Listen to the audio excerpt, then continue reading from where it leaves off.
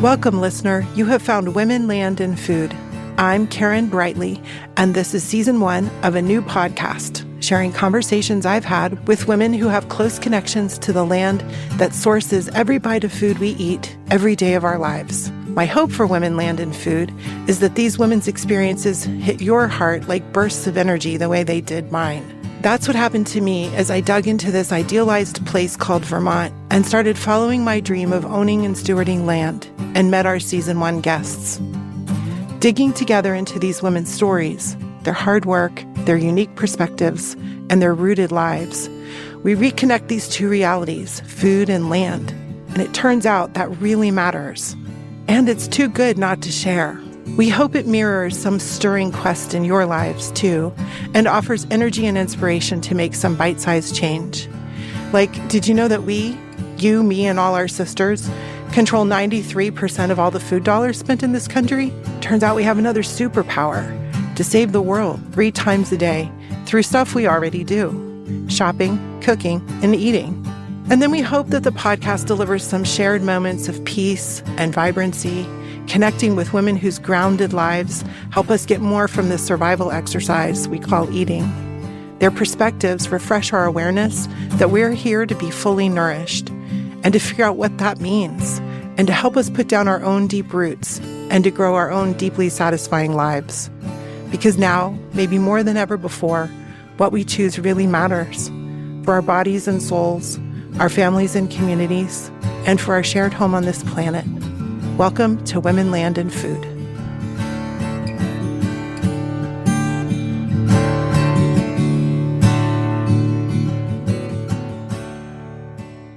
Today is our second episode, called Reality Check. Originally, I wanted this episode to be called The Gold Standard, and maybe you can already see where I'm going with this. And full disclosure, this is a longer than normal introduction, but I'm eager for you to have the full picture. So there's a farm near my home in Vermont that is the stuff of legend, and I recognized it immediately as my gold standard. It spoke to me of beauty, peeled land, restoring food, strong community spaces. It's breathtaking. There's an historic house on the hill, classic red barns, of course, beautiful pastures with sheep and cows grazing, and views that slope down and away and seem to go on forever. It's staggeringly beautiful in any season. This farm boasted a gorgeous farm store, packed with premium meats, produce from just outside in the gardens, shelves stocked with pelts and blankets and jams and candles and books. The kind of place that makes city folks like me parody ourselves handling the stuff, exclaiming overtly, ordering too much, and if you're like me, generally longing for the sense of realness that stalked the store. The owners had worked through the rigorous zoning, first to open a coffee bar and then a cold case and some cafe meals and eventually a full dining experience. I went there for a business meeting in, I think, 2016, a day that pretty much finalized my decision to move to Vermont. Snow had fallen softly for hours. It piled up in pillowy shapes over bushes and trees. The fire inside roared, sending sparks toward the rafters even, but safely. But there's a downside for me to all this beauty and perfection at my gold standard farm. Because when I really saw the brilliant resources invested to serve the land and provide for the community and become profitable enough to make it sustainable, employing probably 30-ish people at one point, I realized it was everything I ever hoped to do, and it was already done. I really didn't see anything I could contribute, and I almost gave up on my barely formed dreams. I mean, I knew it was never going to be easy, but I realized then that I needed to move out of idealism and learn some real things. I had to go past the gold standard fantasy. I needed a reality check. To get more real, I got a kind of job at this incredible farm. I hope you can hear the air quotes in my voice. So almost 2 summers ago, I got hired as a livestock assistant 1 day a week for a summer, which mostly meant working my way up to carrying and setting 100 feet of sheep fencing at a time. It also meant meeting and learning from my boss and our first guest today, Isabelle Lourie-Wisbaum. Now, unlike the rest of our episodes this season, we have 2 guests today. Our other guest, Karen Clark, I met on the first day of her current job at New Village Farm. Through my exploration, one thing has become really clear so far. I'll only really be able to farm if I can form a partnership of some kind with some young farmers. So I've developed a whole set of discussion topics, and Karen Clark has kindly allowed me to practice those on her, and I've gotten to know her as a farmer in the process. So these two farmers have not met each other until today, but I know they have very well-informed insight that we'll enjoy more as they explore our topics together. And then also the average age of farmers in Vermont is 55 and climbing, and the percentage of the national population that is farming is less than 1%. So these women are stepping up into a critical space. I mean, if we all want to keep eating. And the rest of us, the 99% who are not farming, can sometimes be really disconnected in our awareness of how food comes to us, despite how inextricably linked we are to our farmers and the land they farm, by our spending, shopping, eating, and wellness, as we choose and consume 3 meals a day. Some of us a bit more. So our first delicious bite-sized change happens now as we plug in and listen to today's guests share the realities of being a young farmer, a person who gets food from the sun and soil to the table.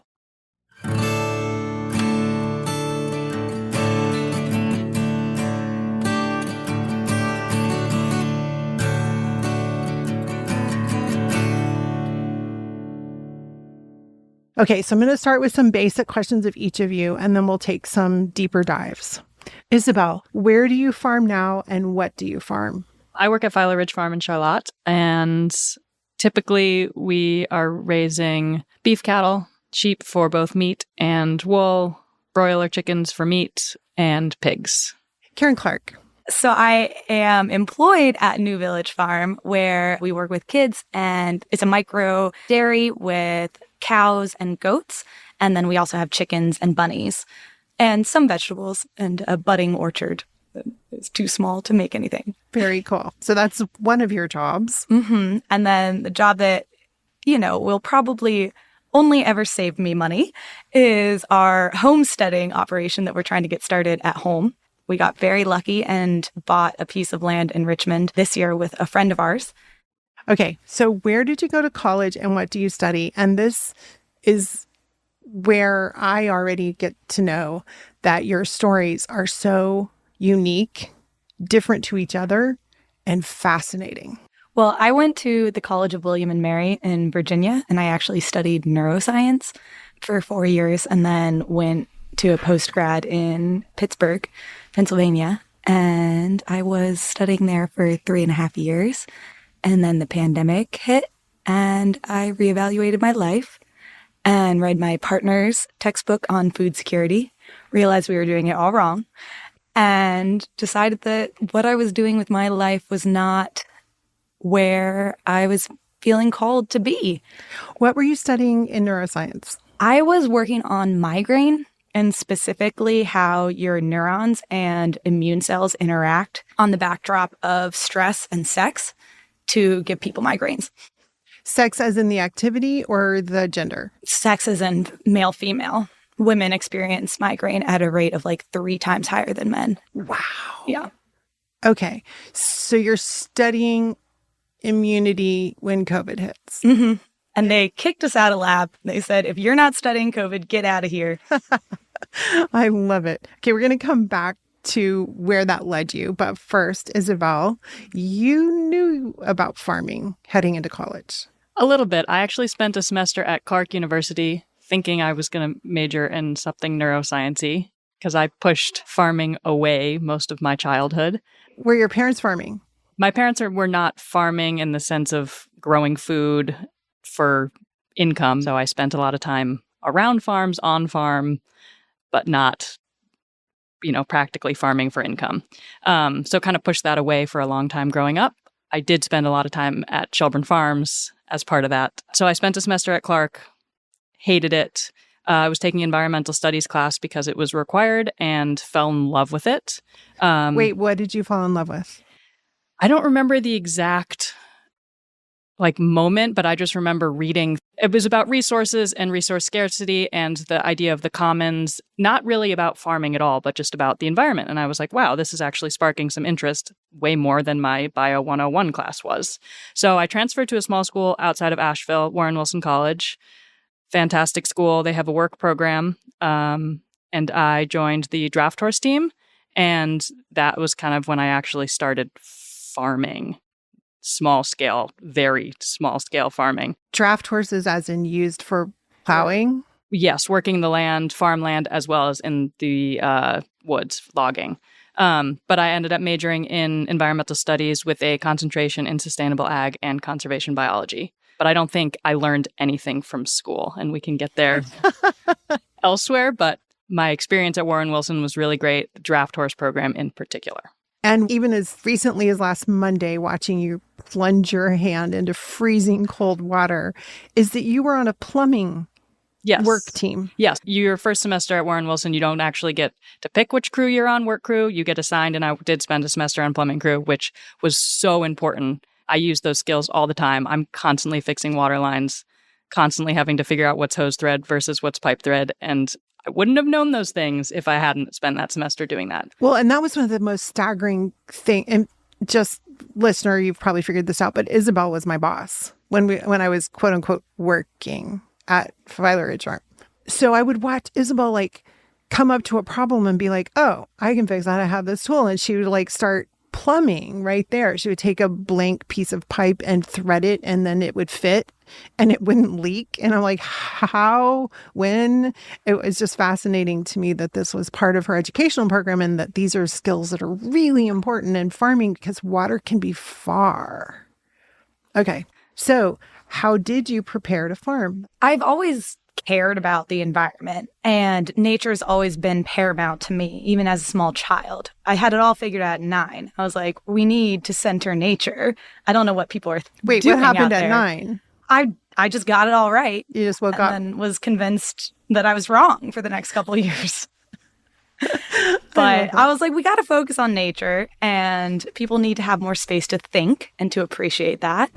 And I think I was right, but well, you went to brain school to figure that out. exactly. Yeah. Exactly. But I didn't really know anything about farming.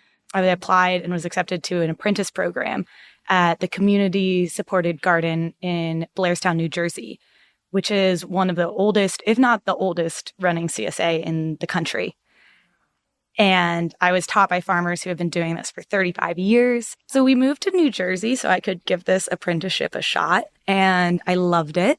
But we learned that we didn't know anything. So we went traveling and woofing, which was volunteering on organic farms. Explain that acronym. It's, I think, Worldwide Opportunities on Organic Farms. There you go. And it's all over the place. But we went in like a big box in and around Europe. With our 2 cats. And we went from farm to farm and, of all different scales. We started in Spain and went to Scotland and Norway and then down through the Balkans. We spent some time in Romania and Bulgaria. We spent about 3 months in Turkey and then looped around a brief stint in Italy, went to Tunisia briefly, and then back up through France and Spain, Portugal, back home. How many farms did you work on total? I think 10 or 11 total. And how much was the time frame for this? A year and a half. Nice. I'd heard parts of this. This is better. That's very cool. Okay, Isabelle, how did you prepare to farm? You had all this academic useless knowledge. I think preparing for farming started very young for me without me knowing. Like I mentioned a little bit, I had spent a lot of time at Shelburne Farms. My dad was making compost there, so I would spend a lot of time in the children's farmyard. I attended their camps. I was a counselor at their summer camp, and I vividly remember that was when the sheep flock was still being cared for by the farmyard managers, and I remember going there before school and after school during lambing and helping with lambing. And I think that was kind of my first prepping for farming, but that was so long ago. And then some years went by, I kind of stopped being involved there. Then I joined the 4-H program in my later 7th, 8th grade time. So I was around dairy cows a lot at that point. And then jumped to school, working with the draft horses. I think that was kind of like the first preparing for farming. What about the draft horses did it for you? It's a good question. I was really drawn to like it being farming, but in a really different way. It wasn't actually like you're not raising the horses to eat. You're not raising the horses for anything. They are a tool to work the land. They're a tool to plow the field to plant grains for pigs. They're a tool to prepare garden beds for veggies. It just felt like a continuation of my avoiding farming in all ways, not actually doing it, but farming, learning how to work with big animals, learning about soil. Because they're big. They're big. They are big. Can you see over their back? These ones, no, you couldn't. These and were you're big. A tall person. Yeah. But there were classes in school that were really helpful. Soil science was one of the best classes I took. I think soil is so important to any type of farming. And I remember that class being really pivotal and like, wow, soil's awesome. And there are still things that I use from that class, soil types. And, is it clay soil or is it a sandy soil? And how does that affect what's going to grow there? And then from there, when I graduated, I didn't necessarily see myself farming for a career, but I had no idea what I wanted to do. So I decided to farm for a season while I figured it out, in quotes. And then I never left farming. What stuck. happened in that little season that made it so okay again? I knew I wanted to come back to this area, the Northeast Vermont area. I got a job across the lake in Essex, New York, not at Essex Farm, but one of the many offshoots of Essex Farm, working with livestock and draft horses and a little bit of veg. And that's when I fell in love with livestock farming, moving animals every day and then eating it. Up until then, I was pretty much a vegetarian. I was raised vegetarian. And that is when I first started eating meat, when I was raising animals. What turned that corner for you? I don't know. There was something so magical of like growing animals on grass and then getting to eat it. Mm-hmm. And it being so fulfilling. And eating the sunshine and grass you had been watching them consume. Exactly. Yeah. There is a purity to this. I was on a farm a couple months ago talking to a young farmer. She's 28 and it's a dairy farm. And we were just talking about how much shit there is everywhere and how it gets so normal after a hot minute. It just doesn't even really cross your mind anymore. And we were talking about that. And she said, yeah, I just think of it as recycled grass, which is recycled sunshine. And what really freaks me out is going to New York City and touching a handrail that millions of people have touched. And this, I know where it's been. It's just a continuation of a cycle. And I don't know, there's something kind of pure about that. Yeah, I think a lot of it's about closing the loop. One thing that always strikes me when I'm in a city is when you see people walking their dogs and they take a wee on the sidewalk and there's nowhere for it to go. Like there's no soil for it to go into. Poop is just pre-soil or post-soil. It's part of that cycle. And so when you're living in a place where the food leaving you does not return to that soil that the food is coming from, you've broken the cycle. And for me, like I had a similar experience where I was not eating meat until I started participating in the processes that brought that meat to my table. And in part because I think that ethically, it means that you understand not just where it's coming from, but the why and the how and the care. And so you are doing your part of that relationship to the cow, to the soil, to the land. But then there's also that piece of yes, you're participating, but you have a responsibility to make sure that's closed, to make sure that the cows their poop is returning to that soil. It's not getting shipped off somewhere else or running off into the streams and causing big pollution problems. Because farming can save us all, but it can also kill us all. Yeah. I think we have to be really careful with that closed loop notion, though, because so much of farming is not closed loop. Right. And I think that's... What are you thinking of when you say that? We buy minerals in all the time.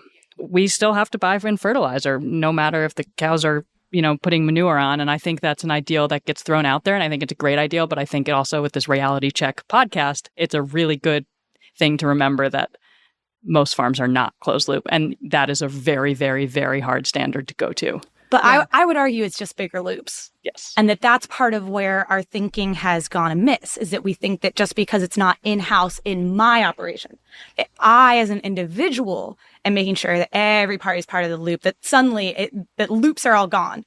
It's like, no, we're all on the same planet. It's all one big loop. You know, the global economy is still one big loop, even if it seems super fractured, Right. and we're treating it horribly, you know? And so like, I appreciate that. And people do use it the wrong way, being like, you need everything in-house, which is not true. And not possible. But I do think we still have a responsibility. Okay, I'm buying this in from somewhere. I still care where it comes from. Right. And I still care where it goes. And we can still ask that the power that gets it to our door, the kelp from the seashore, is solar powered or electric. Or And that those people are getting paid for what they're doing. Right. And so I love this concept because by widening the loop, but including this dynamic of responsibility, then we each can be making little micro choices that fuel this. And then the other part of this I wanted to touch on before we move to the next question is this composting element that is so vivid. And I'm going to tell a little bit of a sad story here, and Isabelle will tell it better. But we were on farm and there was a little bottle-fed lamb that just was not making it.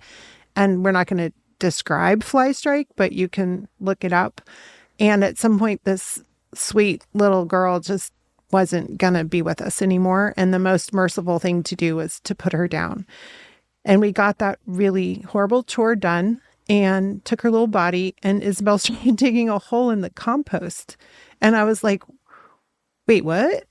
And she buried this little lamb so deeply in there that as she dug, and even though it was summer, there was so much steam coming off that compost pile. And she put her little lamb body in the compost pile and covered it up. And I was like, wait, how long is it going to take her to return to the soil? And do you remember what you said? Or probably a week or two? Yeah, a week or two. And that little lamb would be out on the field again, fertilizing the vegetables. And I was like, whoa, that's a life cycle. That's a value that keeps living.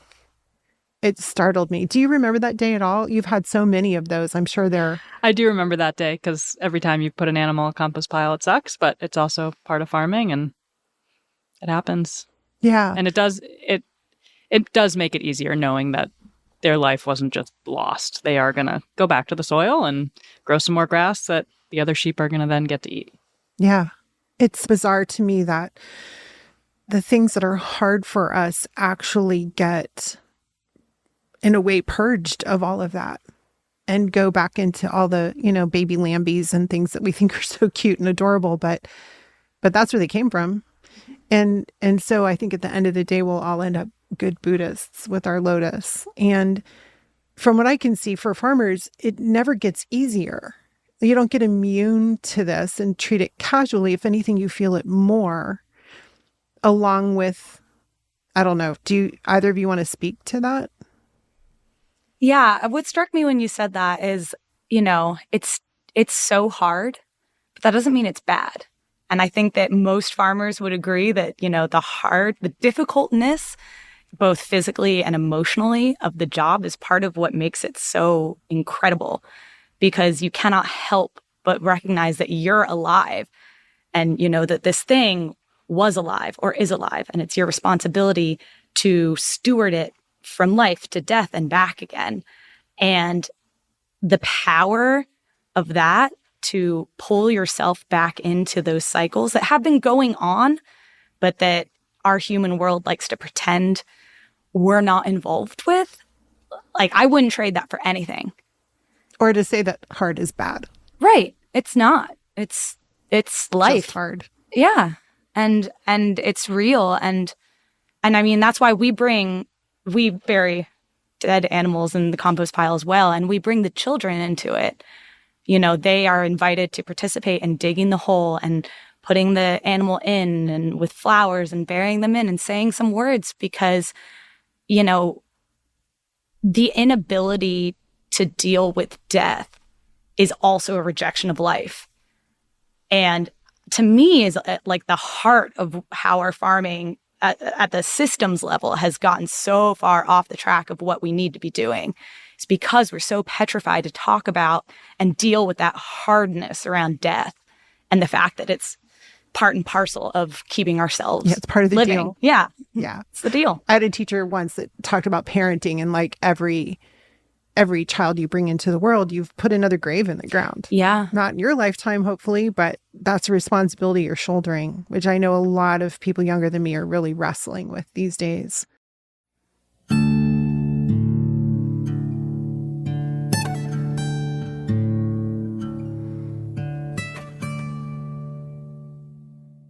As will become clear in later episodes, I really love our bank. Mascoma Bank was one of the first great discoveries we made when we moved to Vermont. Mascoma is a community bank supporting local businesses, nonprofit organizations, and customers around Vermont and New Hampshire. From everyday checking and savings products to mortgages and commercial lending, Mascoma Bank helps community members navigate all their financial challenges. They are also serious about personal engagement. You walk into a branch and they know your name. It's the type of customer service that we know and expect in northern New England, and they deliver. I'm proud and grateful that Mascoma Bank is supporting the inaugural season of Women, Land, and Food. Member FDIC, Equal Housing Lender. Here's a message from a valued member of our community. Hi, I'm Georgie from the Burlington Farmers Market in Burlington, Vermont. For 45 years, our market has been a place to celebrate food, farmers, and community.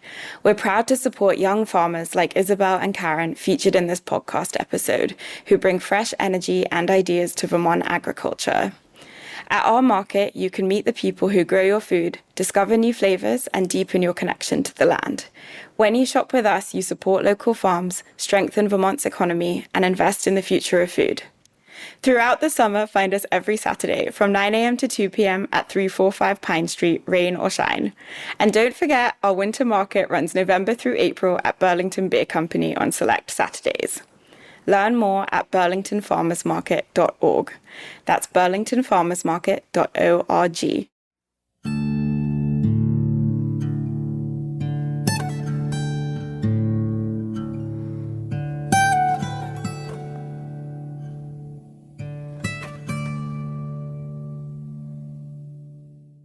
Okay, I'm going to ask you to say a couple of words. Permaculture. Permaculture. And thanks. And like taking stock, because one of the things I've learned in my naivete is that the land tells you everything. Yes. And I actually, on that journey that we took, I read so much about permaculture, and everything tells you that you should wait and listen and watch the land before you do anything. And I always said, no. I'm not going to do that because you know what you want to farm. Well, and I just hate sitting still. I was like, I can try to leave it alone, but I know I won't, which is the blessing of working at New Village with the kids, where that took up so much of my time and energy that when I got home, I couldn't have these grand designs for the land because farming. You were tired. I was tired. And farming with kids is so chaotic that, we would start a bunch of seeds and then someone would flip the tray over and then everything's mixed up. So everything's not labeled anyway. I did a lot of planting mystery vegetables this year, and it helped me stay hands off with our land. And I saw cycles that I know I wouldn't have seen if you had been involved, if I had been more of my natural busybody self. Okay, but why farming? I always struggle with this question because obviously, most of my life, I was doing something else. But now on the other end of it, I'm like, why not? And the more I learn about human history and the history of our world as a whole, the more I'm in that camp where it's actually weirder to not be involved in agriculture or the stewardship of land and animals in some way than it is to be involved. We're living in a weird time. Talk about that weirdness. So right now, less than 1% of Americans are involved in food production. But we all eat. And for all of human history, people have been sticking seeds in their pockets and moving around and then planting those seeds. Or trading them. They were currency. Yeah. And bringing animals that they loved and taking cuttings of things. I mean, the agricultural revolution actually happened over thousands of years. And we rob ourselves of that rich history, thinking that once we figured out that you can take control of land and grow things on land, that's what we did. That's not true. People have always been playing with land and animals and food. And It's never occurred to me till you said this and we hit that currency note, how much trust / knowledge you would have to look at a seed in someone's palm and to go, that's not an apple seed. And we have kids today that can't recognize a vegetable in a grocery store by its correct name. But I'm going to use this as like an exchange unit. That's just fascinating to me. I have to either really trust you or know my vegetables. Well, but back then you would have. I mean, nowadays kids recognize brand logos without even knowing. But back then they would know these vegetables. Like, we're living in an acutely odd time, I guess is my point. I like that and point. I see it as more normal to get involved with land and earth and food. I'm like, y'all are being weird. Yeah, I see the same look of complexity on your face. Like, this is not a fair question. Do you want to take a swing at it? Or I will take a pass. No, I will take a swing at it. I think I'm also going to echo the why not. For me, it's more of I love what I do every day. I love problem solving, which I think farming is 24/7. I love being so in tune with the environment that I can say that the climate is changing. I've been farming for less than 10 years and I can say that I've seen it. Yeah, I remember that day when it was so flooded 2 summers ago that our boots, like our high boots, were underwater. Like, it was just flooding into our boots. Even right now, it's November. And I remember every November at this point, I'm like, okay, I'm ready for the animals to be in the barn and to not be outside every morning and ready to slow down. And now I'm like, putting in the animals in the barn in 2 weeks? Like, it's 60 still. What are we doing? That's crazy. I love raising really nutrient-dense food to feed myself and the people I care about. Yeah, say a quick word about the omega-3s. Yeah, I'm not going to get the science exactly right, but the research is there saying that grass-fed animals, their fat is very, very healthy for humans to consume. Like something we actually need. Correct. Okay, since we're doing little sidebars and you're talking about constantly problem solving, talk us through what you're doing in the middle of the field, looking at your phone, trying to figure out where to set the fence. What's the app called? What are you doing? What are you looking at? What am I looking at? So we move our animals every single day, various different groups, and the goal is to have them in a paddock that's about 24 hours so that things can stay regular. I don't have to do chores at different time every day. So part of that is giving them the right amount of grass each day. And so I use an app, I think it's called GeoMeasure, and it literally, you just kind of plug some GPS points in and it tells you how many acres it is. I've always been told there's kind of 2 ways and approaches of looking at farming. There's the art and there's the science. You can either know how many pounds of animals you have and you can do the math and you can know how many approximate pounds of forage is on that land and how much they could be consuming. And then you can say, okay, they need to be in this many acres. Or you can say, okay, I know this land. I've been farming it for the past 4 years. I know how many animals are in here. I know approximately what size to make it. I'm going to do this and I'm going to come back 24 hours later and I'm going to see the results. Oh, it was a little bit too big. Next day, I'm going to make it a little bit smaller. I definitely fall into that side of things way more. Yeah. Well, and there's a component to that you're going blitzing right through because I think you know it in your blood, like those children you just mentioned that would know the seed origins, is like how that particular field is growing that minute, because it can change so much. It absolutely can. And it's all about getting out there. There's lots of new technology right now of GPS collars for animals, and you can do it all from your phone and you can move them.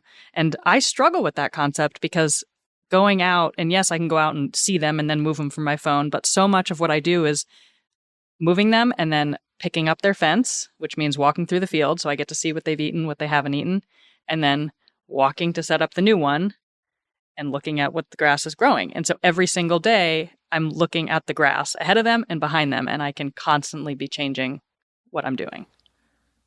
Okay, pop quiz. Yes. Close your eyes and name as many types of grass as you can think of. There's too many. Just try. Just go as long as you can. Orchard grass, fescue, tall fescue, meadow fescue, timothy, rye, reed canary grass, Kentucky bluegrass, Your favorite one that you always find 4 leaves of. Oh, well, so those were grasses. Okay. Keep going to the legumes, which I didn't even know clover was one. Now we can go to the legumes. Clovers, white clover, red clover, crimson clover, alfalfa, trefoil. And these are just ones that you run into all day, every day. Absolutely. On this unique... And then you got your forbs, which are everything else. Wait, what does that mean? Most people call them weeds. Okay. They are plantain. They are burdock. They are goldenrod.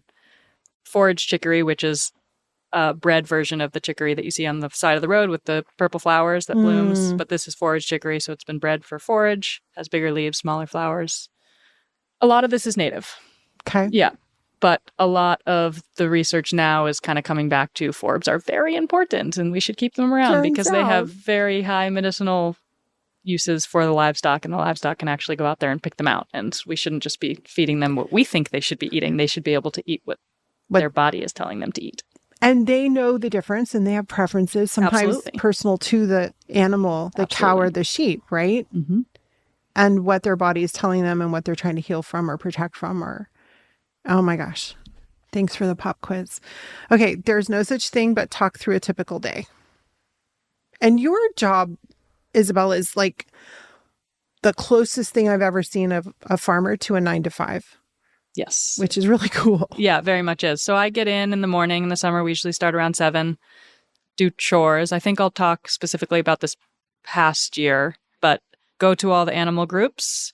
They get moved their water, move their minerals, pick up their fence from their past back fence, reset it, and then do that for every single other group on the farm.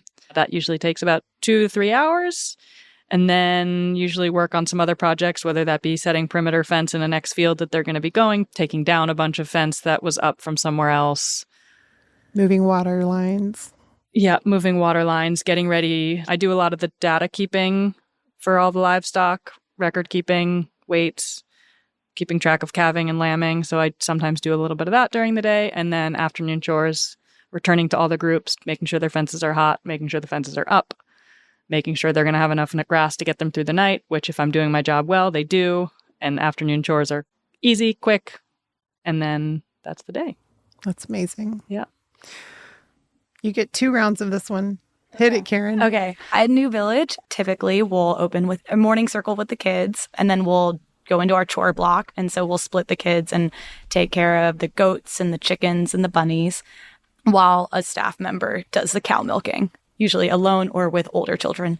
And then we'll get into an activity, whether that's whittling spoons or doing some gardening stuff or maybe helping trim goat hooves or whatever needs to happen. Somehow we'll fold an educational element into that. So it really changes a lot. And then we'll hike out to a lunch spot, usually build a fire, maybe cook something and have lunch. And then we come back and then we do our afternoon chores with all of the animals, make sure everybody has water and food and what they need. And then put that all to bed and closing circle and then say goodbye to them. And then adults do anything that still needs to be done. Gosh. So you're raising produce and animals and children. Yes. I would say primarily it's farming children, but in the best way. It's utter chaos. And then you go to your other job. Yeah, which I would say it's unlike anything I've ever tried to do, where I am very intentionally making it not like a job. I'm following what I feel called to do in a moment. Dabble with some plants over there, stick some seeds in my pocket, go harvest some beans, pick up a hammer here and build something there. So it may look insane, but part of that's been me figuring out what does it look like to work when no one's telling you what to do. Which is something I've never tried to do before. Wow. I've struggled with that just in doing this podcast. So okay. Yeah, because we're really trained from a very young age to follow directions and to always be looking at other people to know what to do, which is partly, the work I do with the kids is interrupting that a bit.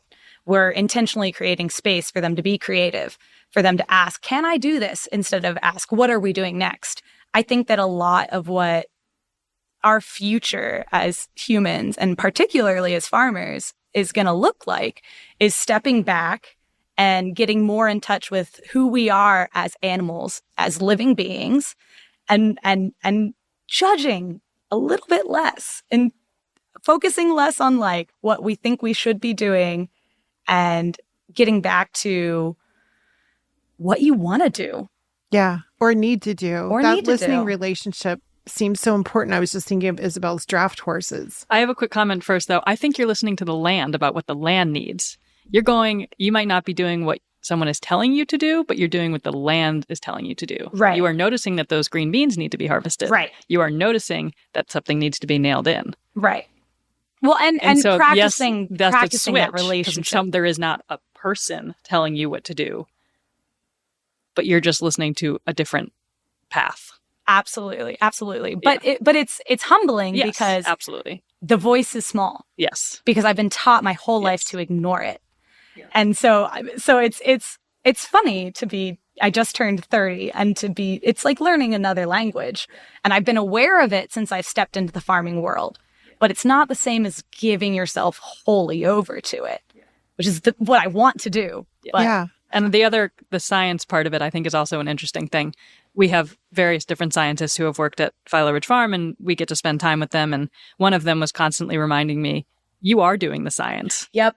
You're just not doing it Thinking the the traditional way of science. I'm going out there and testing a hypothesis every single day when I set a fence. Absolutely. And I'm getting proven wrong or correct, whether I Write it down or not. whether I went into it hoping I was going to be right or not. Well, and I would even say that is the traditional science. Exactly. And that what we call conventional science, is really just the Western elitist model. Yes. But science is huge. Yes. And that's why it's so hard to measure the things that we do as farmers, because they're constantly like, how can we measure blah, blah, blah? And I'm like, well, you can't measure soil compaction every day because there's so many different things that are going to affect it. Did it rain 3 days ago or did it rain 2 hours ago? Right. And when long you're has it been? working with that many variables, Yes. suddenly it doesn't actually matter if you can measure them or not, because we are so good at distilling and sorting information in our brains that it is much more practical to just do that in your head and then do the right actions that are going to help the land. And as does the opposed to grass being look like, better or not? right, as opposed to getting a number. that Well, I'm tells you hearing to the do. end of the Yes. season too. Does the meat taste better or not? I mean, Dan Barber's so big on hedonism as a guide. The aesthetic of is this pleasing takes you in the direction that science needs to go. Absolutely. All right. Who are your partners and what do they do? Well, speaking of hedonism and steering your life in ways that you enjoy it, I owe that to my partner. Yeah, talk about your home farm and enterprise on this one. So my partner, Mookie, he works for a nonprofit in Vermont, but with the goal of being a homesteader with me. That's the long-term goal, and we are working our way carefully and slowly towards that end. But really, meeting him is the turning point in my life from constructing my life around what I thought it should look like, and then meeting someone who was like, you're supposed to enjoy it. So getting in touch with that idea that we're living and that's miraculous and we should honor that by appreciating it seems so simple, but was life-changing for And we're me. taught to trade on that, I think, especially as women. That your life is not your own from your birth, basically, because you're always taught to be making room for the needs of other people and other things. And so I do see land stewardship as subversive to those kinds of misogynistic structures where you're saying, I'm going to reject this social construction that we've made up that is hurting everyone. And instead, I'm allying myself with the soil, with the land, with everything else that doesn't care who I am. They only care if I'm on the same path. And where you put your compost. And where I put my compost. I love it. So your partners, you're listing as Mookie and the land, which is profound. Thank you. Okay, Isabelle, you can go from the practical to the theoretical or anywhere in between. I'm going to answer this with who's my community. I think most of my closest friends at the moment I've made through farming, whether that be at my current job or my previous farming job. And I think that's because the connections you make with people when you're doing this type of work are real relationships. You're going through putting animals in the compost pile together, but you're also going through pulling a lamb out and it being alive. And I think those connections are so important and so wonderful. And I think there's something that is really special about working land in community and with people, whether you're working with them or not. Okay, talk about food. I can start. I find it so special that, and I think this is kind of getting back to what you were saying, was really, really common in the past, but these days it is not very common at all for someone to say that they birthed an animal that they then get to eat. And most people find that very, very uncomfortable. I find it very, very special.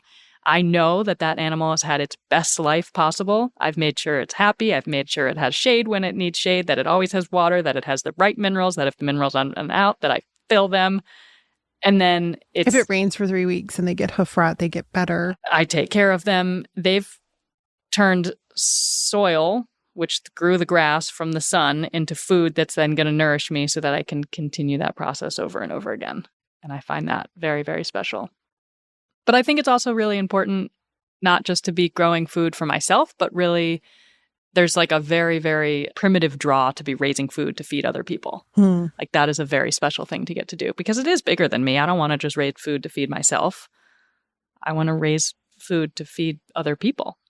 And I want that food to be healthy. It really and is the only way that you can have variety too, because if you were feeding only yourself, you would be eating cow all the time. And that would be unhealthy again. And you wouldn't get, through the one cow that you could eat in months and months and months. Yeah. And I know you love your morning oat bars. So yeah, food's important. Food brings people together.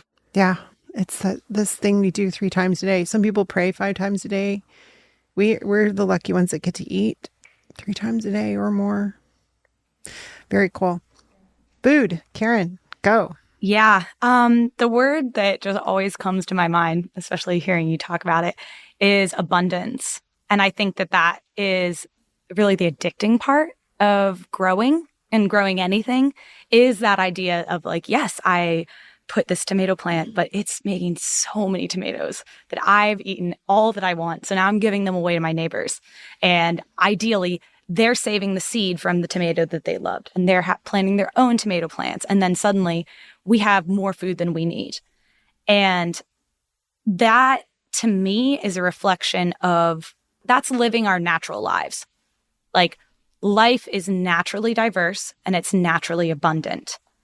And to me, it's perverse that we have created a farming system that is based on scarcity and a globalized trade system that's based on scarcity, saying that you must trade certain commodities to get this thing that you need to survive.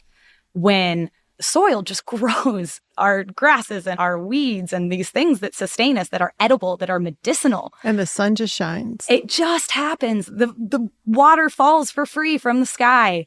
And we do want to move things around, but food is in abundance. And that is always true, even if it doesn't feel that way. And that's what I want everyone to feel all the time, because it's already true. We don't have to feed all our corn to our livestock. It's not making them happy. It's giving them irritable bowel syndrome. And they want to be eating the grass, and then that makes us healthier. We're trying really, really hard to stay out of natural cycles that self-perpetuate and that always move towards higher complexity, more diversity, and more abundance. And we've taken ourselves out of that loop. We have, in part because we try to control too much, because we think that we can put a number on everything and then optimize it. And nature is actually really averse to optimization because diversity is protective. That's the whole point of evolution, is you have so many different answers to a problem. You just always move towards diversity so that no matter what happens, something will survive and be able to perpetuate.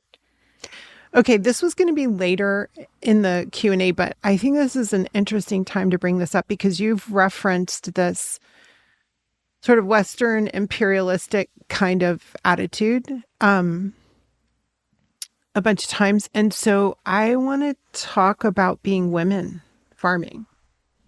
Does it matter? I think yes and no. From what I've learned and kind of come to understand is that women have a really interesting part of farming, and that's our kind of like natural tendencies are to care for things and watch and listen and be in tune with cycles. And I think that is a huge part of farming. And I think that's why a lot of the women that I'm connected to are livestock farmers in particular. And veg farmers, actually. Like women have a really good skill set of like paying attention to cycles, and whether that be our own or the animals or the yearly cycle or the monthly cycle of seasonality. I think that's like a unique skill set that women bring to the table of farming. But I also have known many men that are very good farmers, so they can do it too. Yeah. I'm a religious person, which comes out all over the podcast. And I'm in the Episcopal Church where women are priests. And I was in a church where at that particular moment, all the priests were women. And my friend's little boy said, "Mom, can boys be priests too?" It was like the proudest moment of my life. And his mom's like, "Yes, sweetie, boys can do that too." And I just felt like all these thousands of years of the patriarchy just sort of shifting. A little tectonic plate shift. And I think also the word caretaker can be like currently it's, used as like the women are caretakers of the home and that's what they do. But I consider myself a caretaker of the land and of livestock, which is a very different way of thinking about it. Yeah. And I've seen you wrestle a llama. She didn't mention that there's a beautiful llama named Odyssey who helps guard the sheep. And Isabelle guards him and keeps him healthy and safe. Whether he likes it or not. Yeah. Whether he's going to spit the medicine back out at her or not. Oh my, that was a good day. Would you sidebar for me and talk about tagging a new calf and what you have to do when the mother is particularly protective? Yeah. Luckily, most of our cows are pretty fine with us getting their calf when they're born. And like, what's the best window to do it? Best window is as soon as you found them, which is that morning chores. If you wait, they are too fast and you can't catch them. So usually we find them that morning. They've been born sometime early that morning or late the night before. And hopefully the calf has crossed the fence and is somewhere further away and you can grab them without mom knowing and you can tag them and then send them back and all is done. And what else do you do in that moment? We dip their umbilical cord with iodine to protect them from infection. We give them a tag, which is their identification, so I can keep track of who their mom is, who they are, what shots they've gotten, all of that. And then they do also get a shot of a vitamin mixture, vitamin E, selenium, copper, just a little boost. And you weigh them. And we do weigh them, yep. The listener, just so you know, weighing them involves a hand scale with a sling that goes under their belly. Yes. And then you have to lift them off their feet without dumping them on the ground while they're wiggling and read a scale, like a meat market scale or a vegetable scale in a grocery store, and get it as close to accurate as possible while the needle's just like jiggling around as they wiggle. And a mama who's not happy about the whole situation is right there and you don't know if she's about to charge you or not. Yeah. And so when it's really difficult. When it's really difficult, we have a gator that we drive around and you put the calf in the back of the gator and then mom can try as hard as she wants to get to you, but you're safe. Those are fun farm days for when I was the newbie. I'm looking at this going, okay, this is what we're doing now. But again, it comes back to problem solving. It's like, what am I going to do to get this job done without hurting myself? Because I'm not going to get hurt. It's not worth it. And without the cow going through the fence and letting everyone else out, I'm going to make use of this vehicle that I have right here. I'm going to pick it up and put it in the back, do what I need to do, and then I can put her back down on the ground. Release her into the wild. All as well. I love it. Thank you for that. Yeah. So do you want to take this one on, Karen? Yeah, it's interesting because I know that, historically and even now, most of the world's food has always been grown by women. And land ownership has had an inverse proportion to that, like for sure, to the tune of 98. For sure, because I think that the concept of land ownership is actually, antithetical to good land stewardship, which is a whole another thing to unpack. And we do what we can in the country that we're currently in. And the era that we live in. Right. And I think you got to abandon trying to have pure ethics in America. Like, we do what we can. Yeah. But every part of farming to me makes me feel acutely human, but in the way of like, we're animals. It ties me back into the kingdom of life.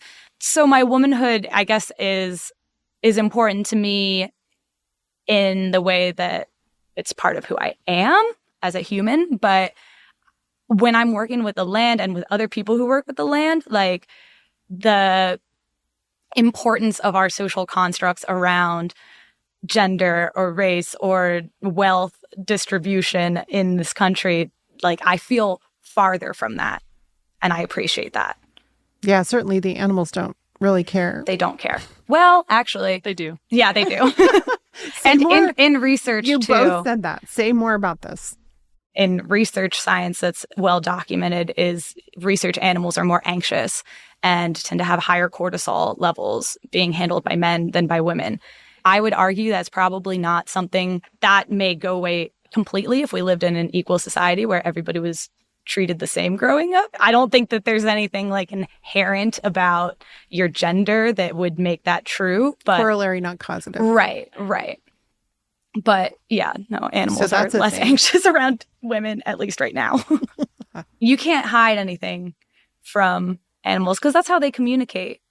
We say all these things with our words, but we're still putting out these pheromones and these, these stress hormones are coming off of our bodies, and they can see it, they can smell it, they can sense it. Okay. Who do you admire? Like, who inspires you? Writers, people you've studied, people you've seen farm? Like, where do you get your lighter guidance? Who do you want to become? I think that one of the most amazing parts of stepping into the world of farming is seeing that everyone's doing it differently. That for every farmer you meet, there's another way to approach all of these questions. That shocked the heck out of me. Yeah. I was like, well, no, what's the right way? Right. I'm like, well, what does your land need today? What do your animals need today? Thank you, Isabelle. Right. And not just that, but that people have very real constraints on what they can do. And we saw that especially traveling through countries that aren't as wealthy as where we come from. Like, the way you may be treating the land is not necessarily the best practices. Some people are just working with what they have and they're doing the best they can. Because they need to eat. Right. Because ultimately, this all comes back to food and sustaining ourselves. And it was so cool to see that the one thing that everyone I ever met had was this persistence, this unwillingness to cut that thread when things got hard. Like these egg farmers in Turkey who were farming through earthquakes and because that's what they do. And I think that, to me, there's just such unsung glory in those lives that sustain everyone else's lives that we don't think about. And we don't want to think about their struggles and how, sometimes when they're not using the best practices, it's not by choice. It's because of the subsidies of the government that, people who don't think about food voted in. I am always looking to become more grounded because that's what I see in the farmers that I really admire, which is almost everyone I've met. So, Isabelle, I'd love to hear your answer on this one. Yeah, so I have had the opportunity to learn from a lot of different leaders, quote unquote, in the ag world, and most recently have come back to Sarah Flack. I remember reading her book, maybe even in school, Art and Science of Grazing. But most recently, she's come to the farm a few times last year and I think even just like a month ago, and we've had her back. And her biggest message right now is that we're all kindergarteners learning. Like, no one knows what they're doing. We're all learning every day. And even these ag celebrities who claim to have the silver bullet and just do it this way and you're going to be profitable and your beef is going to be great and you're going to have so much grass. they're only talking about what they learned from their little bit of land and their exact circumstances in the exact time. And everything changes. Things are constantly changing. And what I really admire about Sarah is she's just like, there is no silver bullet. You have to learn your land. You have to learn to listen. You have to learn to ask questions constantly. And that's the only way to grow. And the only way to figure out what to do next is to listen to what the earth is telling you and what your animals are telling you, and not these people who claim to have all the answers. And then bring your best and try things. Exactly. Yeah. So just constantly reminding myself that we're all kindergartners. We're all learning from, no matter how much we think we know, we really don't know anything. Because although some things are helpful. Like some things are helpful. Say the parasite thing. Because when Isabelle first said this, I was like, wait, what? Which parasite thing? Just like the order of putting animals in a pattern over the same piece of land. Oh, yeah. I mean, yeah, there are certain facts of farming that, the cows can't pick up the sheep parasites. Sure. That's so cool. Yeah. But there's so many things that we don't know. Right. And that to me is way more interesting and actually what drives me to keep going is like, what do we not know? And what can we keep learning? Even though we might never know the answer because the systems are so complex. They weren't meant for us to understand them. In real time. Yeah. How hard is it?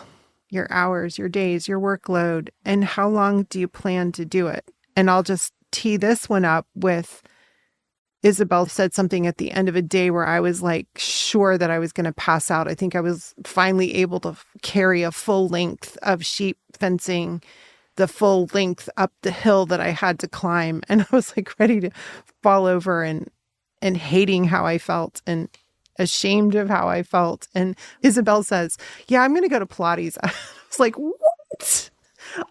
I'm on my birthday that summer. I told everyone, you have 45 minutes. I will walk in the door, go to the shower, get all these clothes off of me, get clean. I will pass by the table and sit there. We can have a meal or cake or whatever you want. And then I'm going to sleep. And I'm talking 4:30 in the afternoon. I was never more tired. And it was because I was going from 0 to, half of your speed so quickly. But when you said that, I was like, wait, you're going where? And you said, yeah, I don't want my work to be my exercise. I want to be healthy enough so that I can do my work. And that requires taking care of myself outside of work. I have to feed myself. I have to exercise. I have to stay strong so that I can do the things that are required of me at work. Well, if farming never taught you anything else, there's a life lesson we all could live by. Okay, so how hard is it? How long do you plan to do it? I plan to do it as long as I can, or until I don't like what I'm doing every day. But until then, I'm going to keep going because I enjoy what I do every day. I love being outside. Yeah, I think all the things I've already said about paying attention to the cycles of nature and just being exposed to the animals and the land every day and moving every day, problem solving every day. Alive and in it. Miss Karen.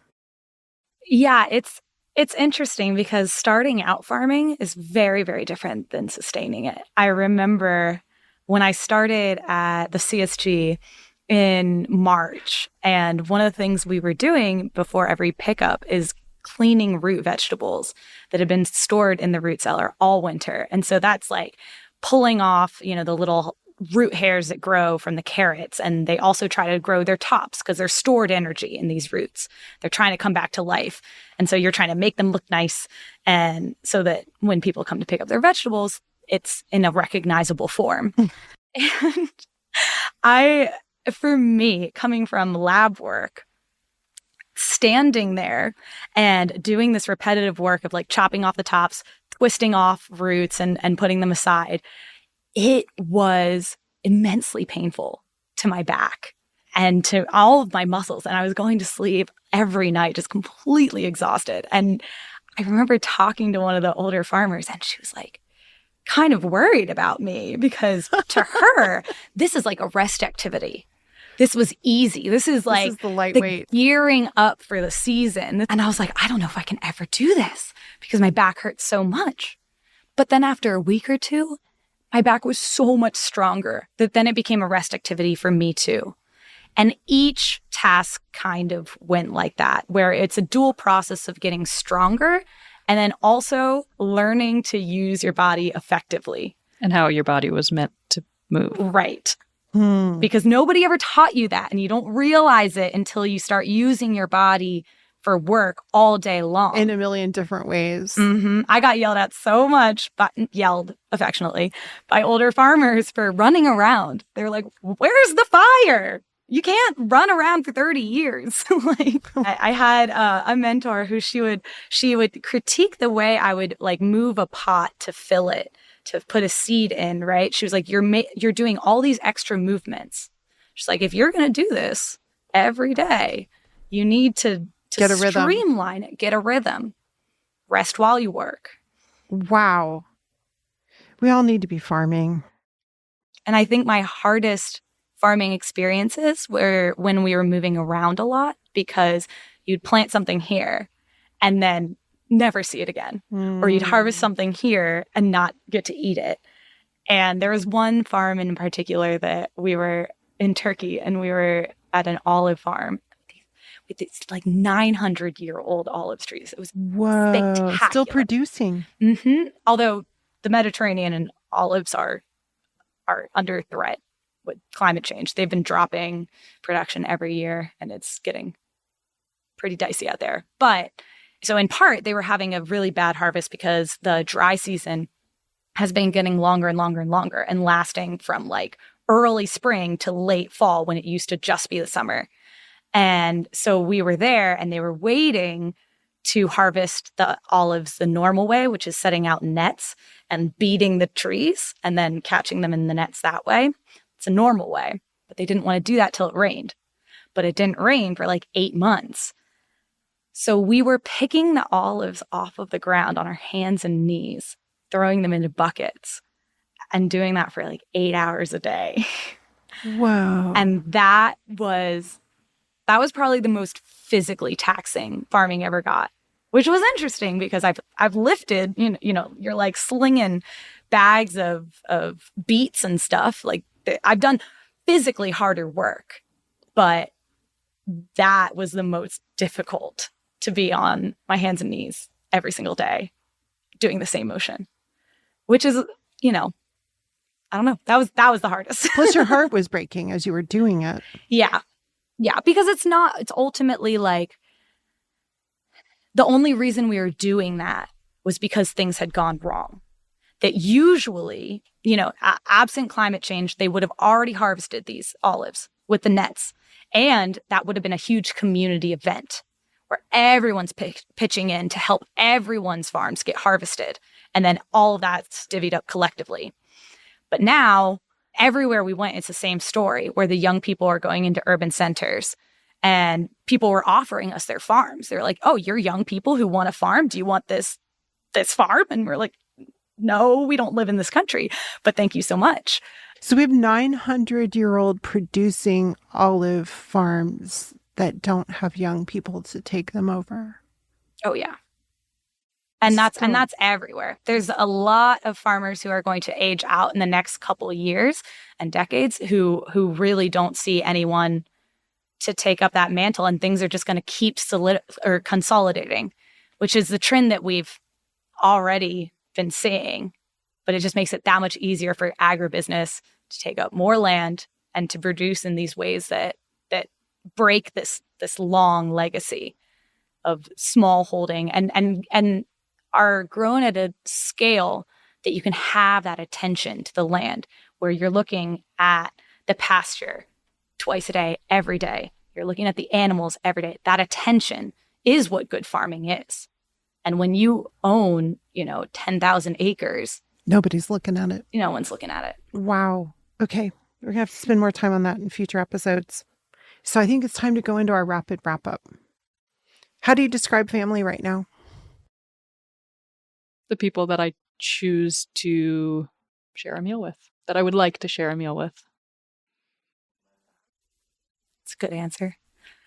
Yeah, I was going to say, like, the smallest unit of where my responsibility to sustain lies.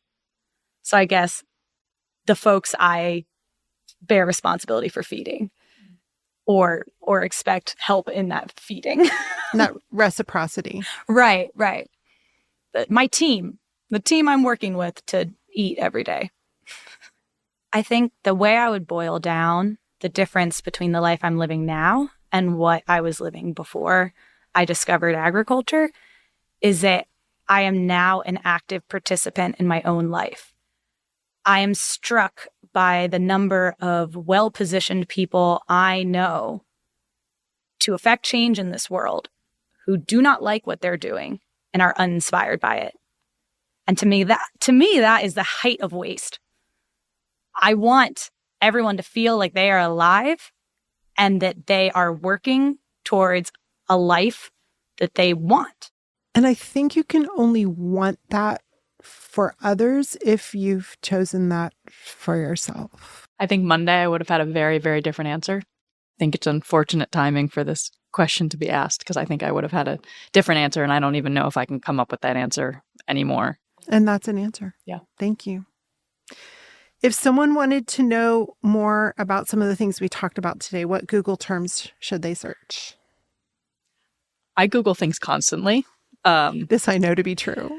Yesterday, when this steer was down, that was my first. I literally Googled, why is a yearling steer down and can't get up? Other terms people could go look up. Real Organic Project is a good place to go. Grass-fed versus grass-finished versus pasture-raised. Those are all different things. Yeah. Yeah, especially if you're shopping for your food, like these terms are really important to understand because they're going to charge you whatever they can charge you for these things. It like buying the most expensive eggs doesn't necessarily mean they were treated the best. And animals are now cattle specifically are being put in feedlots. Fresh grass is being cut, and then they're being given this grass, and it's being considered grass-fed because they technically are eating grass. And then on the other side of that, you can have cattle out in a field, pasture raised, but they're getting fed corn and soy. So again, go talk to your farmer. Ask if you can go spend a day there. I think that is where it all comes back to. But also natural farming. One Straw Revolution by Masanobu Fukuoka, who is now dead, but he's a Japanese farmer. His philosophical journey started with wondering how little he could cut out of what he was doing in farming and still get a good result. Okay, what's your favorite food? Anything in season? I love that answer. Isabelle? I would say lamb right now, and I think that's because lamb is in season. Lamb is being harvested at the moment, and I'm eating a lot of it. What's your favorite way to prep it? Right now, I've been technically eating a lot mutton sausage with some just like canned tomatoes, and then putting eggs over it. So kind of like a very simple shakshuka. Right, basic. Don't have the time for that, but it's a good hearty, warming meal in the evenings. That's lovely. Mm-hmm. What's your favorite animal? I'm always partial to cats. I've always had cats growing up, and they are really good allies in agriculture. Isabelle, do you have a favorite animal? I don't have a favorite animal, no. I enjoy working with the sheep a lot. I find them really enjoyable to work with. They're easy. They're not going to hurt me. What's your favorite holiday and your way to celebrate it? I grew up Jewish, consider myself culturally Jewish. Food is a big part of that, especially with my family. Every holiday we go to, we start with, okay, what's going to be our cooking plan and who's going to cook what? And let's come up with our grocery lists and the shopping. And that was a huge part of my childhood. It's still a huge part of my life with my family and the people around me. Food with family.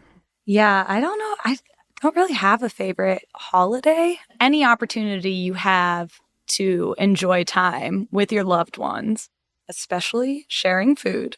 Like that is a holiday, a random weekday or weekend can be a holiday if you make time to have a wonderful meal and keep in touch and spend that time together. Great answers. How do you take care of yourself so you can keep going? I mean, I think it can be really hard because farming attracts a lot of hardworking people. So it's definitely easy to fall into patterns of overwork and kind of self-sacrifice. And you see that in a lot of different operations, and in part because there's a very real squeeze. But as best I can, listening to my body, stepping back when necessary, taking things in their season. If you're a vegetable farmer, that means resting. in the winter, you know, not picking up some side hustle, but like actually getting that rest because you don't have that in the season. You know, if you're working with livestock, that means you have to build that in to the hours that you're not working because you will be milking all year round or, you know, moving and taking care of animals. And so taking it as it comes, I guess, is like when you get that opportunity to relax, like, you know, your shoes are off and you're horizontal. I love it. I will definitely echo class. that. Yeah. Rest when you can rest. Go straight to Savasana. Yeah, absolutely. Rest when you can rest, but also take care of your body and move your body when you're not at work. Eat good food. Be around people that care about you, and you can talk about other things that don't relate to farming. I've learned it's really healthy for me to remove myself from work when I'm not at work. I'm available if I need to be, but I live not on farm for a reason, and that is to protect my mental health so that I'm not always on, because I've done it the other way, and there's no end. There's always an animal mooing, and you're always wondering what's wrong. Well, I'm feeling a little guilty having kept you indoors for 2 hours, and so grateful for sharing your experiences, deep wisdom, given that you're infinitely younger than I am. But you've put in your time and you've learned your stuff and you're attuned to the day-to-day that it will be your lives. So you've shared that with us and with a lot of people that I think don't have any other access to this right now.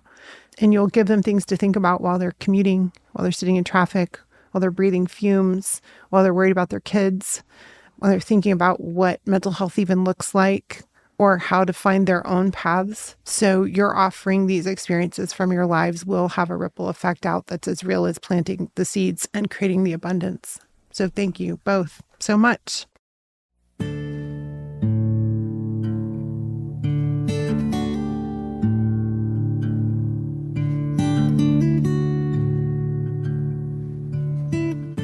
Women, Land, and Food is a Sister Camp production. Our producers are Elizabeth Brightly and Christina Samuelewski.